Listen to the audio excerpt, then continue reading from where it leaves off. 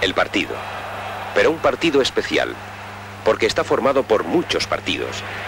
A cada momento, las camisetas de quienes juegan contra el Barça cambian sus colores, porque es el Barça contra todos. Es el símbolo de todos los partidos del Barça. Un partido formado por fragmentos de todos los partidos cuya totalidad es imposible presentar aquí. Un partido cuyo protagonista, por una vez, no es el juego, sus incidencias y sus resultados.